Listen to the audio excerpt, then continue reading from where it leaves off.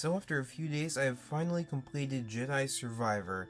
Even after a rough launch, it was great to finally be able to play it. By the way, I didn't get video captures of the whole game, so I'll be using my footage mixed with footage from the YouTube channel at Gamers Prey. I'll link his channel in the description, and with that out of the way, let's roll. Jedi Survivor improves on most of Star Wars Jedi Fallen Order. The game carries over about 60 to 70% of all your abilities from the last game.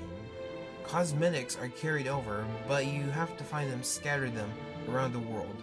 The new customization system is really neat and bigger than Fallen Order's. And to put you all to rest, yes, the pink poncho is back. The new abilities are nice. One change it brought to the combat system is that it gave us 5 combat stances: single, double, dual wield, blaster, and crossguard. My favorite of these stances are the double, and the weakest stance is the crossguard. It does a decent amount of damage, but it's slow and can get you killed if you're not extremely careful. I prefer my combat to deal less damage but add up fast. Some newer abilities added to the game are nice as well. The grapple hook is so fun to use. Force Slow feels overpowered in a good way, and BD1's new abilities are a really smart addition. However, not all new abilities are created equally. The shield dash is kind of overpowered, the jump dash is too reminiscent of The Force Unleashed, and there's one more which I will discuss later. Jedi Survivor also expanded the hub world from the Mantis to a large part of Kobo.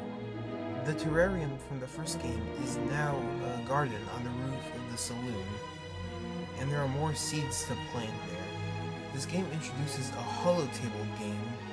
You can now bounty hunt, and there are now side quests to keep you busy. The legendary boss fights in this game are extremely challenging, much more than Jedi Fallen Orders, such as Spawn of Ogdo and the Rain Corps. I definitely had to turn down the difficulty. However, they definitely need to add more planets to the game. We only have 3, Jedha, Kobo, and Tamalor.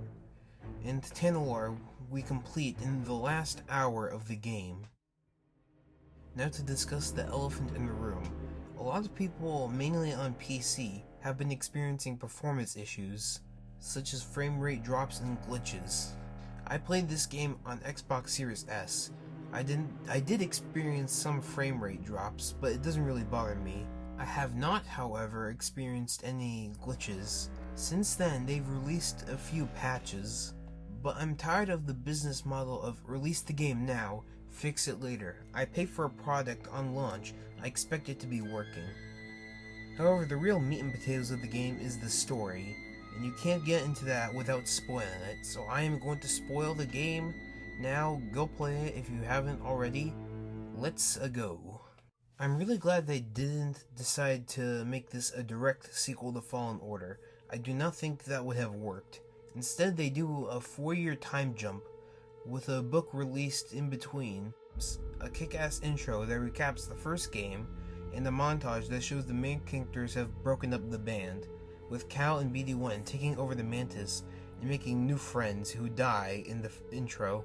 The crew reunite when they have a chance to settle down and hide from the Empire forever. With an unexpected surprise from the first game, Anno Cordova has survived Order 66 and runs an underground railroad with Sierra. A surprise, to be sure, but a welcome one. Grease is back and is as funny as ever. Merrin and Cal finally get together, and they introduce Bode. There are 2 villains here, like Fallen Order, Ravis and Degan. Degan is a fallen Jedi from the High Republic era. I really love that High Republic flashbacks and how the overall story revolves around that era, without taking place within it. Dagon's tragedy is entertaining to see unfold. He is a sympathetic antagonist, however his final battle is very underwhelming. They could have done more with that. Ravis, there's not much to say. I enjoyed his boss fight, but he isn't as developed as Dagon. I'm sorry, did I say 2 main villains? I'm sorry, because I lied. There's also Bode, who betrays the group and becomes the main villain. in the last third of the game. This genuinely caught me off guard. He kills Cordova and runs away, which leads to the saddest part of the game, Cere's death. Darth Vader returns, and him and Cere have a rematch. I was very sad the entire fight because I knew there was only one way for this to end, with Cere's death in Cal's arms.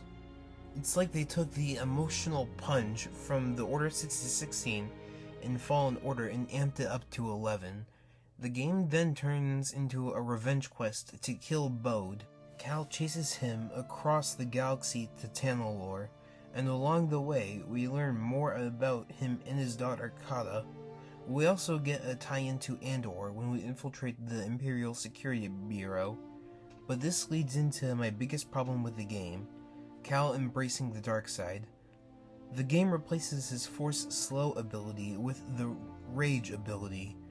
This will be fine if they made it clear that Cal regrets using the dark side, like Cere in the end of Fallen Order, but it's only mentioned once before the final battle and never again. And for the rest of the game, this just replaces Force Slow. I strongly dislike this because it implies that they're bringing Grey Jedi into canon. It wasn't even canon to Legends. It was a weird fan idea. The whole concept of Grey Jedi completely contradicts the mythology of Star Wars and the Force. The idea is that using the dark side corrupts you, and that's why it needs to be destroyed. Maybe this will be the plotline in Jedi 3, but this plotline should have either not happened or have been done way better. You either gotta commit or don't. Just don't bring Grey Jedi into canon. It's a dumb fan concept that should have never existed. But by all metrics, this is a much better game than Star Wars Fallen Order, although I wouldn't say it is my favorite Star Wars game yet. Fallen Order still holds a special place in my heart, and I don't think this one has reached it yet. But in all, this is a fantastic game, which I am going to give a 9 out of 10.